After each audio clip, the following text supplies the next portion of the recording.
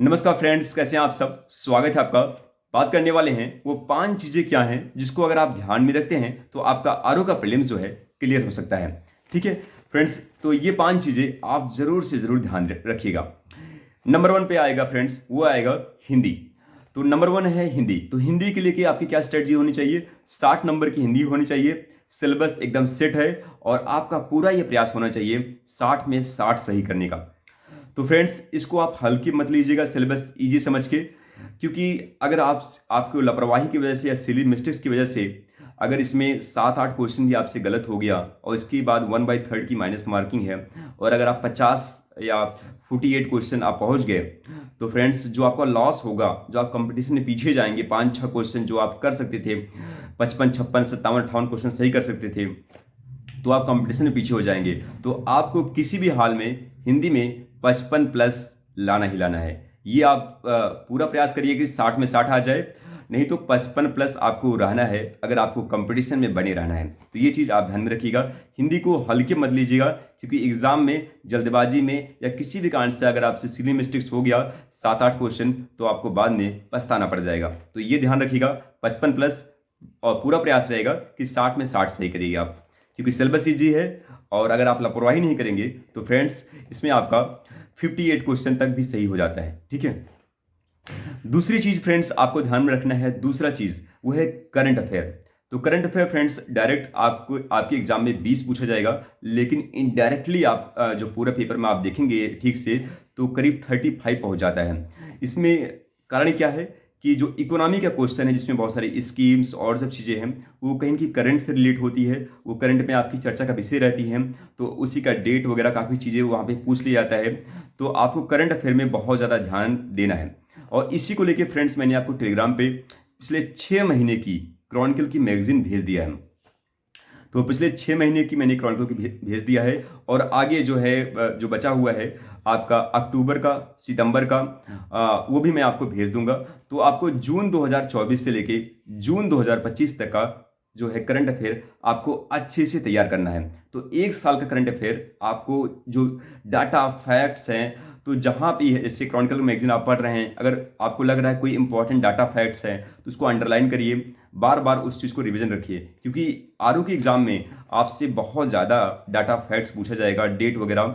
जैसे आपने PCS exam में देखा कि डेट काफ़ी ज़्यादा पूछ लिया गया था, तो उसको आपको यहाँ पे चूकना नहीं है, क्योंकि यही पैनल जो है पेपर बनाएगा। और आरओ का जो पेपर है फ्रेंड्स, वो ज़्यादा टफ बनाया जाता है पीसीएस के मुकाबले।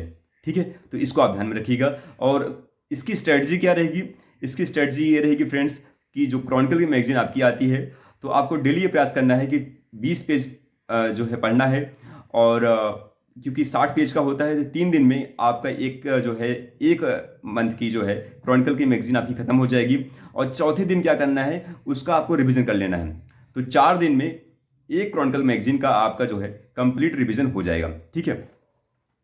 और ऐसे ऐसे करेंगे तो 1 महीने में आपका 6 मंथ की क्रॉनिकल की मैगजीन आपकी खत्म हो जाएगी। ठीक है, तो बहुत शानदार है। तो 4 दिन में एक मैगजीन खत्म होगी अच्छे से 2 बार। और इसके बाद फ्रेंड्स, अगर आप पूरा प्रयास करेंगे तो 1 महीने में कम से कम आपकी 6 क्रॉनिकल की मैगजीन जो है आसानी से खत्म हो सकती हैं। तो ये प्रयास करिएगा। और इसके बाद आपका, क्योंकि जून के महीने में जो है आपकी एनुअल जो है आ जाएगी, घटना सार घटना चक्र, उससे आप रिवीजन कर लेंगे तो आपकी मैक्सिमम क्वेश्चन जो है करंट अफेयर का सही हो जाएगा, उसमें आपको टेंशन होगा ही नहीं। तो ये हो गया करंट अफेयर। आगे बात करते हैं फ्रेंड्स, जो तीसरी चीज़ है जिसको आपको ध्यान में रखनी है और जो सबसे ज़्यादा इंपॉर्टेंट है, जो तीसरी चीज़ है फ्रेंड्स, वो है आपका आएगा पीवाईक्यू। तो पीवाईक्यू जो है आपको डेली जो है आपको कोई एक सब्जेक्ट पकड़िएगा, हिस्ट्री, ज्योग्राफी, पॉलिटी, साइंस में से एक सब्जेक्ट की पीवाईक्यू आप पकड़िएगा, घटना चक्र या यूथ जो भी आप पढ़ रहे हैं। तो उसमें डेली आप टारगेट रखिएगा कि 50 पेज मुझे पढ़ना है। जैसे आपने ज्योग्राफी पकड़ा, 50 पेज आपको डेली उसका आप रखिएगा टारगेट आज से। और इसके बाद आप देखेंगे कि वो जो है बुक है वो आपकी 10 दिन में या फिर 8 दिन के अंदर वो बुक खत्म हो जाएगी आपकी। ठीक है। तो फ्रेंड्स, और ऐसे ऐसे करते करते आप 1 महीने में आपसे जो है 3 बुक जो है, जिसमें हिस्ट्री, ज्योग्राफी, साइंस की जो मुख्य रूप से खत्म हो जाएगी। इसके बाद आप पॉलिटी खत्म कर लीजिएगा। इसके बाद जो भी आपको और इंपॉर्टेंट लगे उसको आप रिवीजन कर लीजिएगा। तो डेली आपको 2 घंटे यानी 50 पेज डेली जो है पीवाईक्यू क्वेश्चन पेपर की प्रैक्टिस करनी है। ठीक है, इसको आप ध्यान में रखिएगा। इसके बाद फ्रेंड्स 2 घंटे आपको जो है डेली जो देना है एक सब्जेक्ट, क्योंकि मुझे ऐसा लगता है कि कोई एक सब्जेक्ट ऐसा आपका जरूर होगा जब आप पेपर हल करते होंगे ऐसा लगता होगा कि यहाँ से क्वेश्चन आपका कॉन्सेप्ट वजह से गलत हो जा रहा है, या बेसिक की कुछ आपकी गलतियाँ हैं, या आपने सही से इसकी तैयारी नहीं की है, सही से पढ़ा नहीं है बुक को, इस वजह से गलती होती होगी। तो 2 घंटा आप किसी जो बुक को, जैसे मान लीजिए आपसे ज्योग्राफी में ज़्यादा गलतियाँ हो रही है तो कुछ उसमें एनसीईआरटी की बुक या जो आपकी महेश बड़वाल की बुक है उसको पढ़ लीजिए, या पॉलिटी में आपसे गलतियाँ ज़्यादा हो रही हैं तो आप उसमें एम लक्ष्मीकांत की बुक उठा के पढ़ लीजिए, हिस्ट्री में आपसे ज़्यादा गलतियाँ हो रही हैं तो स्पेक्ट्रम की बुक उठा के पढ़ लीजिए आप। तो 2 घंटे आपको डेली देना है, जो आपके वीक एरिया है उसको फाइंड आउट करना है, और 2 घंटे उस वीक एरिया को आपको जो है स्ट्रॉन्ग करना है।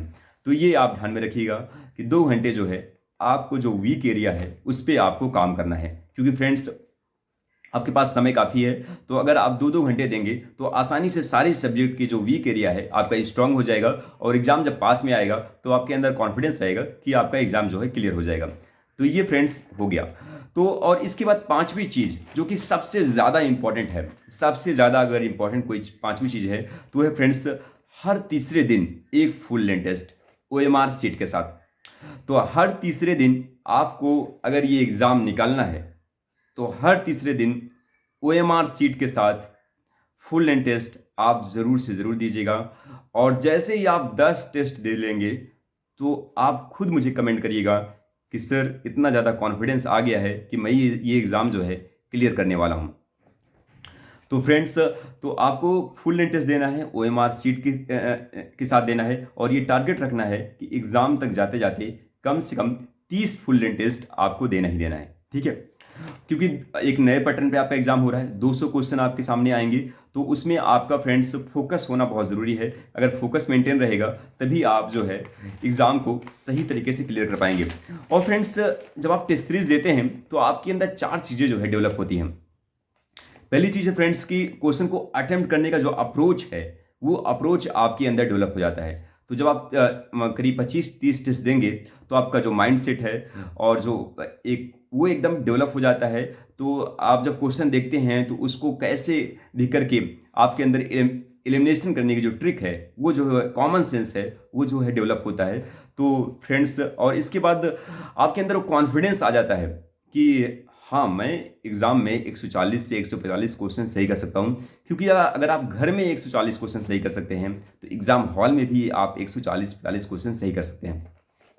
तो पहली विजय आपको पानी है, अपने घर में पानी है। और अगर आपने अपने घर में 140 क्वेश्चन सही कर दिया, 145 क्वेश्चन सही कर दिया टेस्ट सीरीज में, तो फ्रेंड्स आपका एग्ज़ाम हॉल में भी 140 से 145 क्वेश्चन सही हो जाएगा। तो टेस्ट सीरीज आपको लाना है, डरना नहीं है। OMR सीट के साथ आपको लग जाना है। भले शुरुआत में थोड़ी सी कम क्वेश्चन सही हो, लेकिन फ्रेंड्स जैसे ही आप 10-12 टेस्ट सीरीज करेंगे इसके बाद आप खुद देखेंगे कि आपके स्कोर बहुत ज़्यादा अच्छे आ रहे हैं, और अब आपके अंदर एग्ज़ाम को लेकर डर जो है वो ख़त्म हो गया है, और आप जो है आरओ का प्रीलिम्स जो है क्लियर करने वाले हैं। तो ये फ्रेंड्स 5 चीज़ें, जिसमें पहला number 1 Hindi, number 2 current affair, number 3 friends PYQ, number 4 कोई एक वीक सब्जेक्ट आप पकड़िएगा जिसको आप ध्यान में रखिएगा और उसको लेके आप जो है रिवीजन करिएगा, और इसके बाद नंबर 5 टेस्ट सीरीज। तो ये जो है 5 चीज़ें अगर आप ध्यान में रखते हैं तो फ्रेंड्स आरओ का प्रीलिम्स आपका आसानी से जो है क्लियर हो जाएगा, आपको कोई दिक्कत होने वाला नहीं है।